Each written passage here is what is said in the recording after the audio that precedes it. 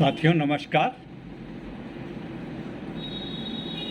विकलांग साथी ट्रस्ट के दिव्यांगम चैनल पर हम आप सभी लोगों का स्वागत करते हैं। मित्रों, वैसे तो आज मेरा टर्न नहीं है और सच पूछा जाए तो सप्ताह में मेरा कोई टर्न नहीं है।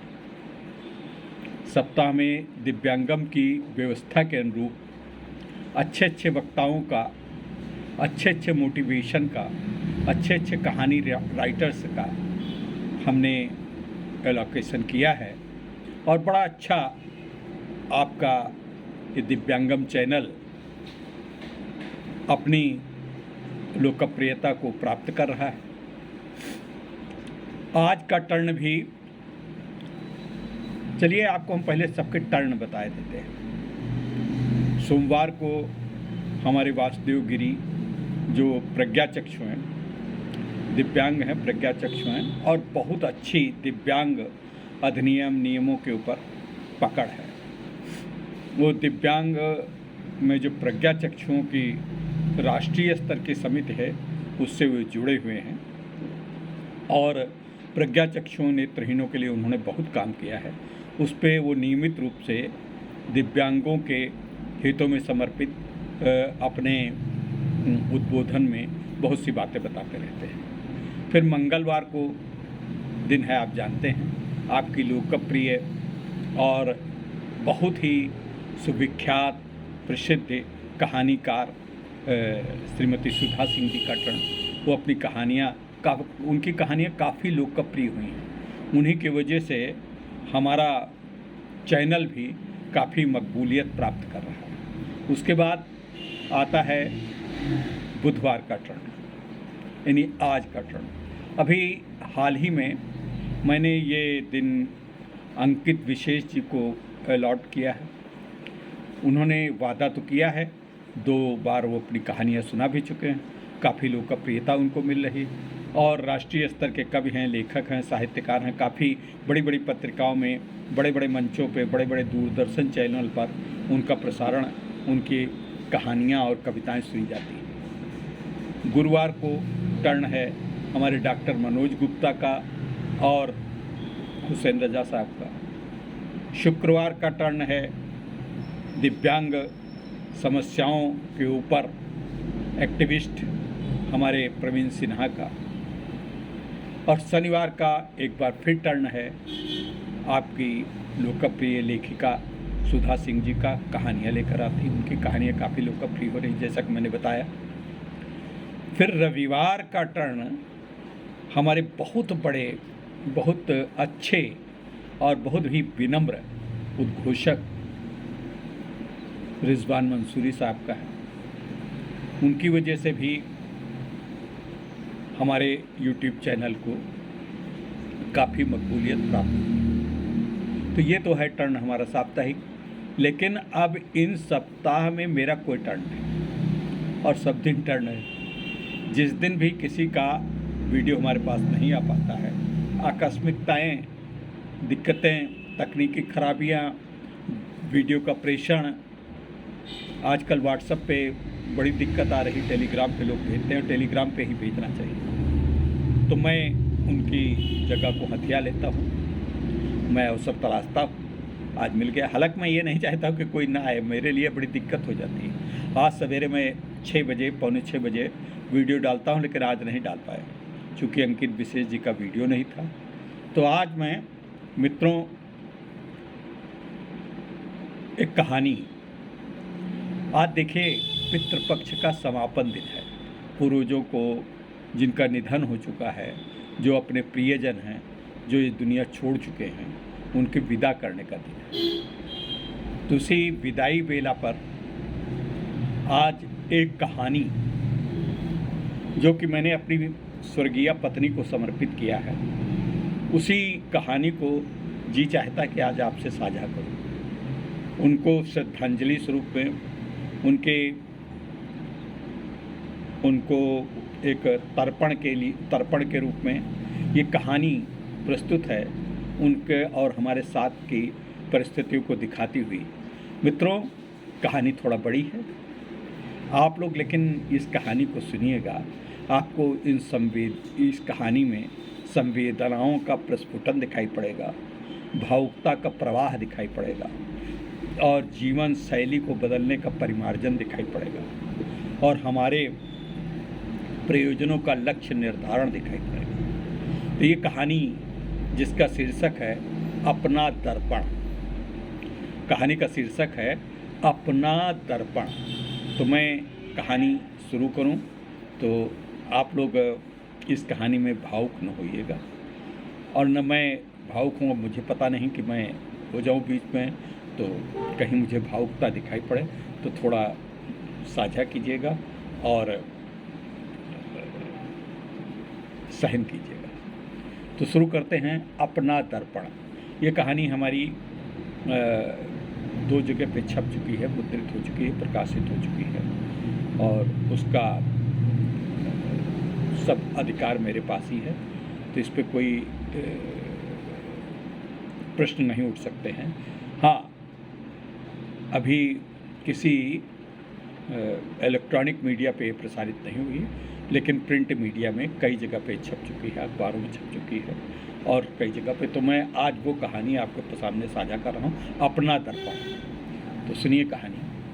हाँ, तुम्हें हमेशा ही अपने पास रखता हूँ, तुम ही तो एक मेरे सच्चे साथी हो। जब भी चाहता हूँ अपना कल झांक लेता हूँ। तुम्हें उस बीते कल से क्या लेना देना जिसने तुम्हारा सब कुछ ले लिया। आने वाले कल की सोचो जो मैं तुम्हें दिखाया बता नहीं सकता। दर्पण ने एक लंबी सांस लेकर अपनी असमर्थता व्यक्त की। नहीं नहीं, मेरे बीते कल के आगे आने वाले कल बहुत बौना है। नहीं नहीं, मेरे बीते कल के आगे आने वाला कल बहुत बौना है, बहुत अनिश्चित था सा। तमाच्छादित जंगल में भटकते पथिक की भांत विगत की बैसाखी के सहारे मैं चलना ही चाहता हूँ। फिर उस अविदित को ज्ञात करने की क्या आवश्यकता। बैसाखी सबने 30 साल पहले के दर्पण में झांकने की लालसा जगा दी। बैसाखी शब्द ने 30 साल पहले के दर्पण में झांकने की लालसा जगा दी। उस दिन वो गांव पहुंचकर बहुत उदास थी। उसके व्यक्तित्व में सासुरे पहुंचे अपनी लाडली सासू से मिलने का उल्लास न जाने कहाँ तिरोहित हो चुका था। 3 दिनों से लगातार गांव जाने की तैयारी और वहां पहुंचने की आकुलाहट न जाने क्यों फुर्र हो गई थी। 3 दिनों अम्मा और बाबू के सामीप्य ने और उन दोनों की सेवा करने के संतुष्ट ने उसमें अपेक्षाकृत थोड़ा बदलाव तो दिखाया था। तथापि वो गांव से लौटने के बाद शहर पहुंचकर फिर मुझसे मेरे ही लिए कुछ कहने का संकोच छोड़ चुकी थी। उनके कहने में मनुहार था, प्यार था, जैसे किसी बच्चे को उसके भविष्य को संवारने के लिए कोई दुलार से समझा रहा। बुरा न मानना, एक बात मैं कहना चाहती हूँ। वो तुम्हारे लिए साकार जीवन की सार्थकता प्रदान करने का आधार भी हो सकती है और तुम्हें मेरे प्रति थोड़ा नाराज होने का कारण भी बन सकती है। मेरी पत्नी ने मुझसे कहा। बोलो तो सही, क्या बात है? आज ऐसी भूमिका की क्या आवश्यकता? मैंने कहा, देखो, नाराज न होना। मेरे पार्श्व में आकर मेरे बालों को सहलाते हुए कहती हैं, उस दिन बस स्टेशन पर रिक्शे से उतरकर बस तक बैठे बैठे फिसल कर चलना मुझे कष्टदायी लगा। उसने थोड़ा हिचकिचाते हुए कहा, लेकिन मैं तो ऐसे ही हर बार गांव जाने के लिए बस पर चढ़ता हूँ। हाँ, इधर से लौटने पर बस पर गांव का नौकर बैठा जाता है। मैंने सामान्य सा जवाब दिया। तुमने कभी ये नहीं सोचा कि जून माह की तपती स्टेशन की फर्श, उस पर लोगों का थूका पान का पीक, गोबर आदि गंदगी तुम्हारे हाथों व पैंट को किस कदर गंदा कर देती है? तुम्हें कितनी थकान हो जाती है। और इसके अलावा लगातार स्टेशन पर बसों का आवागमन, ड्राइवर की जरा सी नज़र फिसलने पर भगवान न करे कुछ हो जाए तो? उसने मुझे किसी बच्चे की भांति समझाने का प्रयास किया था। अरे ये तो मेरी नियत ही है, जो भी होना होगा वो तो होगा ही। अब इन सब कारणों से मैं अपनी जन्मभूमि जाना तो नहीं छोड़ सकता, या कहो तो एक आज्ञाकारी पति की तरह पत्नी के परामर्श पर परंपरागत रूप से माँ बाप को छोड़ दूं। थोड़ा व्यंग और आक्रोश मिश्रित अपनी प्रतिक्रिया व्यक्त की। उसके चाय बनाने के लिए चले जाने के बीच मेरा मन भी चिंतन चक्र चलने लगा। उसके चाय बनाने के लिए चले जाने के बीच मेरे मन में भी चिंतन चक्र चलने लगा। उसका कहना है तो सही, उसका कहना है तो सही, लेकिन विकल्प क्या है? गांव जाना बंद कर दूं? टैक्सी से जाना प्रारंभ करूं? इतने कम वेतन, बाबूगिरी की नौकरी और टैक्सी से गांव जाने का सोचना, कहीं मैं पागल तो नहीं हो गया? तो फिर मैं बताती हूँ जैसे वो मेरा मन संवाद सुन रही हो। मैं बताती हूँ जैसे वो मेरे मन का संवाद सुन रही हो। तुम्हारे कैलिपर्स और ये बैसाखी आखिर किस लिए हैं? इन्हें यहीं से पहनकर बस पर बैठा करो। सचमुच ये उसके ही परामर्श का परिणाम है कि आज जब भी कहीं और किसी भी जगह जाता हूँ तो मैं बड़ी सुगमता से अपना आवागमन स्वाभाविक रूप से बैसाखी और कैलिपर्स लगाकर पूरा कर लेता हूँ। आज उसके लिखे पन्नों को पढ़ने की बड़ी चाहत है। मेरे मुनुआ कदाचित उसके अंतस प्रेम की पराकाष्ठा के संबोधन शब्द थे। वो जब भी मुझको पत्र लिखती थी अपने मायके से, तो उसका सबसे पहला संबोधन मेरे मुनुआ होता था। मेरे मुनुआ कदाचित उसके अंतस प्रेम की पराकाष्ठा के संबोधन शब्द थे। वो जब भी मायके जाती थी तब प्रति सप्ताह आने वाले पत्रों में ये संबोधन मुझे आनंद के अथाह सागर में डुबो देता था। शायद अब कुछ दिन मैं पत्र न लिख सकूं, लेकिन तुम अपना क्रम अवरोधित न होने दो। तुम्हारे पत्र ही तो मेरे संबल हैं। मुझे डॉक्टर ने अगले सप्ताह की डेट दी है। शायद सिजेरियन की उम्मीद है। तुम परेशान न होना, ईश्वर सब कुछ ठीक करेगा। फिर तुम्हारे प्यार की ताकत और शुभकामनाएं भी तो सब कुछ कुशल से निपटने के लिए पर्याप्त हैं। तुम अपना ख्याल रखना।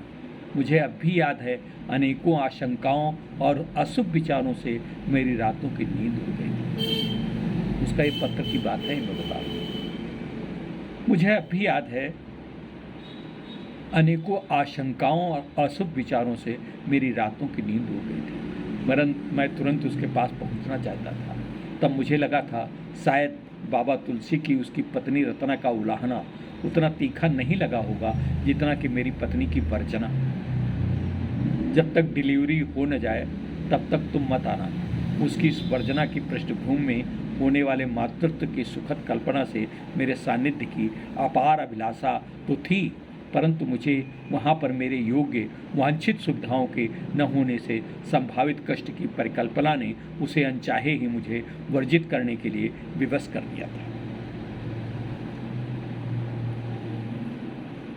मुझे अब भी याद है वो पल जब मेरे कार्यालय के फ़ोन पर लक्ष्मी आने के आह्लादित करने वाली सूचना मिली थी। पहली कन्या का पिता बनने का गौरव वर्णनातीत है। 5वें वर्ष मेरी दूसरी लक्ष्मी ने मुझे तृप्त कर दिया था। मेरे पिताजी और माँ को 2 पौत्रियाँ मिलने का भी सुख कहीं किसी भी स्तर पर कम नहीं था।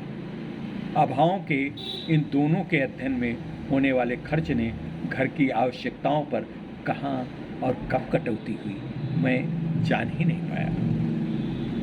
मुझे याद नहीं पड़ता कि होली दिवाली कभी उसने अपने लिए कोई परिधान दिया। वात्सल्य की मृदुता का अनुशासन की कठोरता से कभी समझौता न हो सका। वात्सल्य की मृदुता का अनुशासन की कठोरता से कभी समझौता न हो सका। तब मेरी बड़ी बेटी बीएससी कर रही थी। पापा, एक रिक्वेस्ट है, प्लीज़ मना मत करना। कॉलेज से उसका फ़ोन आता है।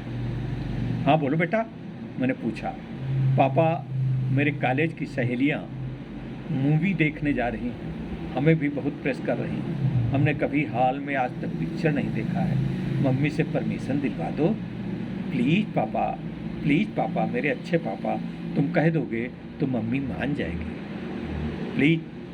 सचमुच बड़ी मनोहार और तर्कों से उन्हें अनुमति देने के लिए इस शर्त पर तैयार कर सका था कि वो स्वयं भी बेटी के साथ पिक्चर देखने जाएगी, जो कि मेरी बेटी को इसलिए स्वीकार्य नहीं था कि उसकी सहेलियां उसका मजाक उड़ाती। अंततः वो कार्यक्रम स्थगन नियत को प्राप्त हुआ। उसने अपनी वैयक्तिक व्यस्तताओं को अतिथि सत्कार पर कभी भारी नहीं पड़ने दिया। मेरी बहन के ससुर, जो कि 12 वर्ष पूर्व सेवानिवृत्त हुए थे, अपनी यात्राओं के लिए प्रसिद्ध थे। उनका अपने सारे संबंधियों में सर्वाधिक स्नेह हमारे इस छोटे से परिवार से था। प्रत्येक अमावस्या को नैमिष जाते तथा लौटते समय उनका सुगम और अनिवार्य पड़ाव हमारा ही सुविधा रहित गृह होता था। उनके आगमन का तात्पर्य अधिकांशतः अकेले तो नहीं ही होता था, उनके साथ 2 या 3 लोग होना सामान्य नियम था। वो हमेशा ही अमावस्या से पूर्व ही पुरातन भारतीय परिवेश के अनुकूल उन्हें इस महानगरी में भी भोजन परोसने का समुचित प्रबंध अतिथि की अपेक्षाओं के अनुरूप कर लिया करती थी। उस दिन आगमन का समय रात्रि के 11 बजने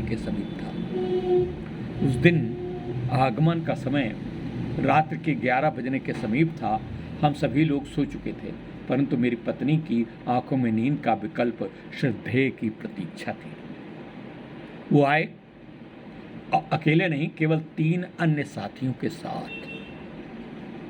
फिर सभी लोग नदिया पार दिशा मैदान से 11:30 बजे वापस हुए। स्नान किया। इस बीच वो सभी के लिए यथा योग्य रोटियां सेकने लगी। मैं अनावश्यक रूप से औपचारिकता पास में निबद्ध अर्धनिद्रायुक्त बैठा रहा। वो बहुत थक गई थी। मुझे इस आतिथ्य पर थोड़ा रंज, थोड़ा गौरव, थोड़ी झुंझलाहट तो हो रही थी, परंतु सबसे ज़्यादा उसके प्रति मेरी संवेदनाओं ने सहानुभूति और अपराध बोध भर दिया था। उनकी ट्रेन प्रातः 5 बजे होने के कारण वो नहा धोकर चाय पीकर चले गए थे। मैं सोच रहा था कि वो अभी उबल पड़ेगी, तथा मेरी उन लोगों के प्रति प्रतिकूल प्रतिक्रिया ने उसे क्रोधित कर दिया। क्यों? क्या कोई अपना किसी के घर नहीं आ सकता? हमें ईश्वर ने इस योग्य बनाया है, तभी तो कोई आता है। प्रभु को धन्यवाद दो कि उन्होंने हमें इस योग्य बनाया। हाँ, तुम्हें अब नींद आ रही हो तो सो जाओ, हम थोड़ी एक्सरसाइज करेंगे। उसकी निष्प्रिय प्रतिक्रिया से मैं हतप्रभ रह गया।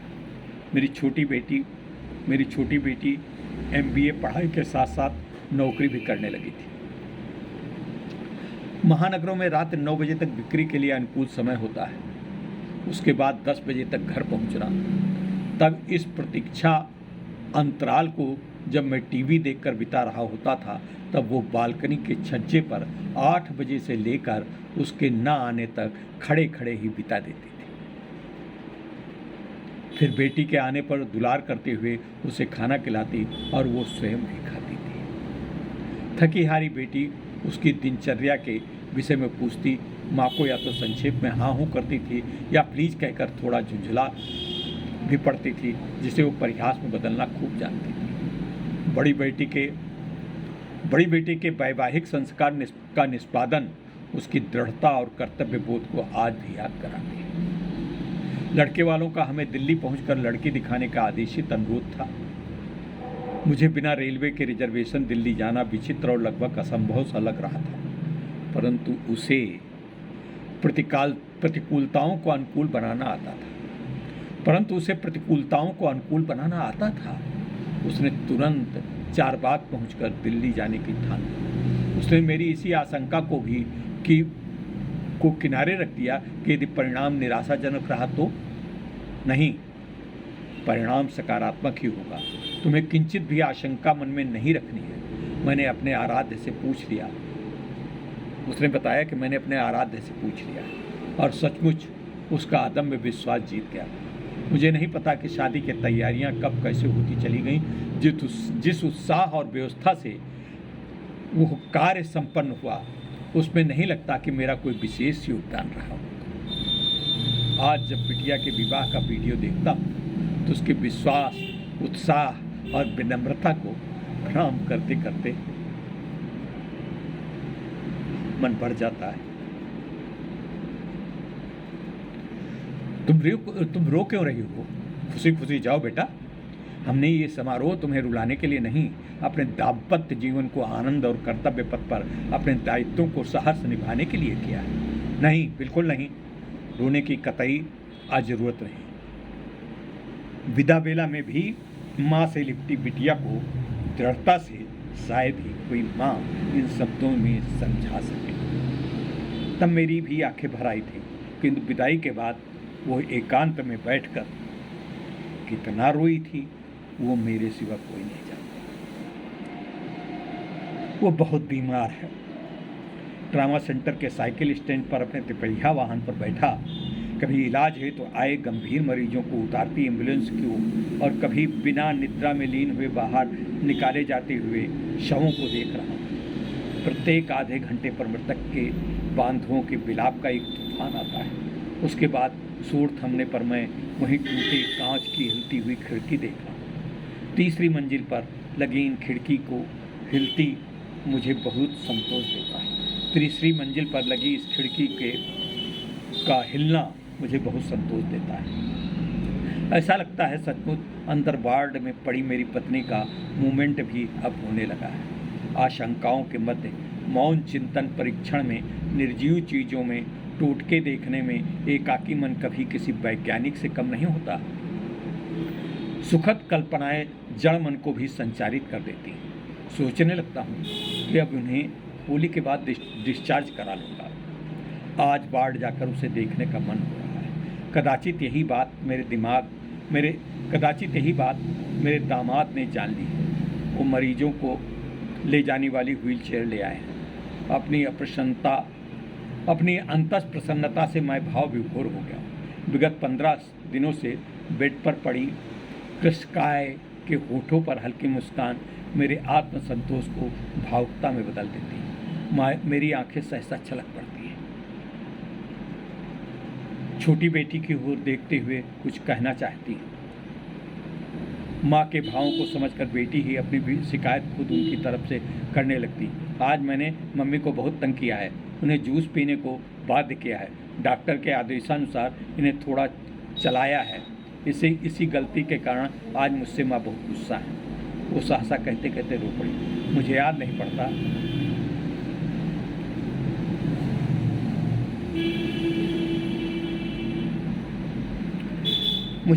पड़ता विगत 15 दिनों से मेरी वो छोटी बेटी कब घर गई थी, कब स्नान किया और कब खाना खाया। रात में अपने चाचा के साथ वो सदा सर्वदा उन्हीं के सेवा में लगी रहती थी।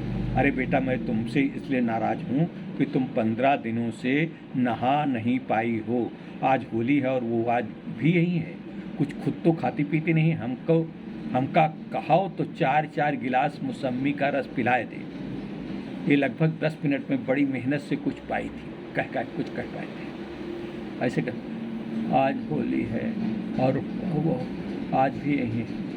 इसी आज वहाँ पर बैठे हमारे सभी परिजन खुश हो गए।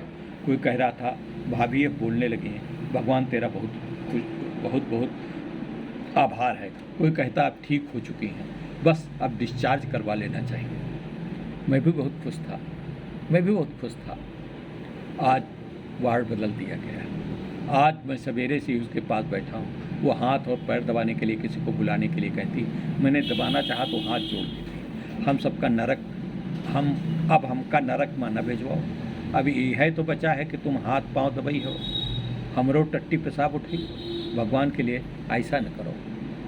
मैं उन्हें घर ले आया हूँ। उनकी सेवा के लिए एक आया भी लगा ली। बेटी अपने 3 माह के लगातार अवकाश के बाद अपनी ड्यूटी पर गई। मैं भी कार्यालय जाने वाला हूँ। घर पर नौकर तथा आया उसकी सेवा करने के लिए। उनकी तरह तरह की चीज़ें खाने की इच्छा होती थी।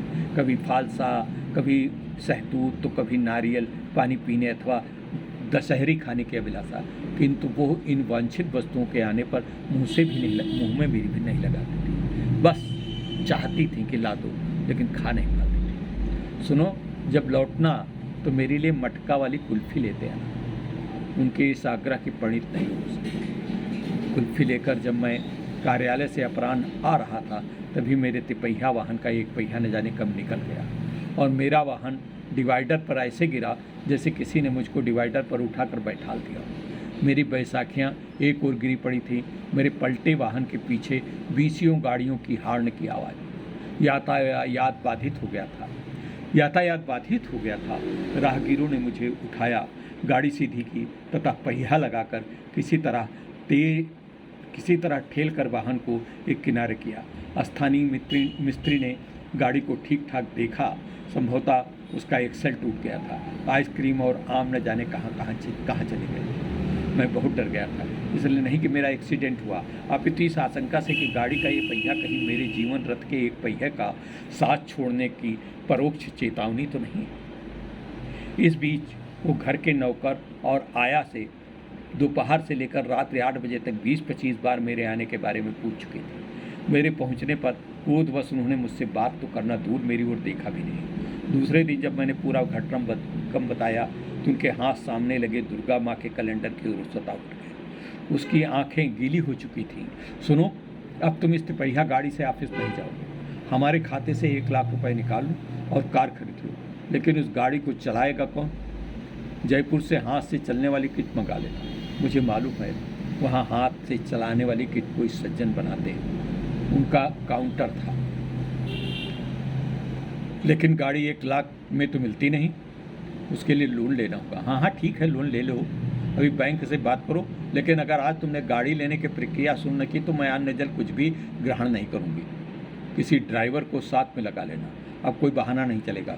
इस तरह गाड़ी तो बुक हो गई, लेकिन उनकी इच्छा अनुसार लाल रंग की गाड़ी शहर में अनुपलब्धता के कारण मिल नहीं सकी। गाड़ी बुक होने पर उनकी कृष्णकाया में एक संतोष था, तृप्ति थी। आज उन्होंने एक बार भी जूस लेने से आनाकानी नहीं की, तथापि वो 2 चम्मच से ज़्यादा कुछ भी नहीं ले सकी। शाम को थोड़ा चलाने के दबाव में वो चली तो, लेकिन बाहर जाने के बाद वो अपने उस कमरे कभी वापस न आ सके। दर्पण की अंतिम परछाई थोड़ी डरावनी है। दर्पण की अंतिम परछाई थोड़ी डरावनी है, दुखद है। साहस नहीं है कि वो दृश्य पुनः देखो, लेकिन ब्रह्म मुहूर्त है। मैं अपने बिस्तर पर तब से जाग रहा हूँ जब बिटिया उनके पेट से निरंतर निकल रहे द्रव को फेंकने के क्रम में अभी कुछ समय पूर्व मेरे कमरे में होकर बाथरूम में वो अंतिम कर्म करने आई थी। अंतिम और बिल्कुल ही अंतिम। पापा, मम्मी तुरंत बुला रही है। बिटिया की आवाज़ सुनते ही मैं घसीटता हुआ उनके पास पहुंच गया। सांस बहुत तेज चल रही थी। मेरे पैर दबाओ। मैं और छोटा भाई दोनों लोग उनके पैर दबाने लगे। जोर से दबाओ, उन्होंने झुंझलाकर बड़ी मुश्किल से कहा। मैं अब दूर जा रही, बहुत दूर। वो लड़खड़ाते हुए बोल रहे। विषाद मुक्त करने के उद्देश्य से मैंने कहा, अभी रिक्शा नहीं मिलेगा, रात अभी बाकी है। वो सब समझ रही थी। न जा का न करो, मजाक का न करो, मजाक न करो। मेरी सुनो, मैं सहम गया था। तुम अपना ख्याल रखना। बिटिया की जल्दी से जल्दी शादी करा दो। आओ और इसी के साथ जाओ। और इसी के साथ दर्पण मेरे हाथों से छूट गया था। उसके कई टुकड़े हो गए थे। किसी ने मेरी बिटिया का मृत्यु के प्रति अविश्वास भरा विलाप था, तो दूसरे टुकड़े में चिता पर जलती लपटों के पीछे निर्निमेष देखता मैं। बस ये आज पितृपक्ष पे अपनी पत्नी को श्रद्धांजलि स्वरूप मैंने एक कहानी ये प्रस्तुत करने का प्रयास किया है। 29 मिनट 26 सेकंड हो चुके हैं। बस मित्रों, आपको थोड़ा सा भावुक कर दिया। मैं भी भावुक हो गया। कई बार मेरे आंसू छलके। खैर, ये सब चीज़ चलती रहती है। विनम्र श्रद्धांजलि है आप लोगों को। हमारे जैसे बहुत से लोग संसार में कोरोना के अधीन अपने प्रियजनों को खो दिया है, उन सभी के प्रति आज पितृ पक्ष की अमावस्या पे मैं सभी भारतवासियों के, विश्व के सभी कोरोना से दिवंगत हुई आत्माओं को सतत श्रद्धांजलि देता हूँ। नमस्कार। आप लोग हमारा चैनल देखते रहें, इस पर प्रतिक्रिया जरूर लिखिएगा। आप ये इस पर अगर प्रतिक्रिया लिखेंगे तो हमारे दुख को थोड़ा ढांढस देगी। धन्यवाद। नमस्कार।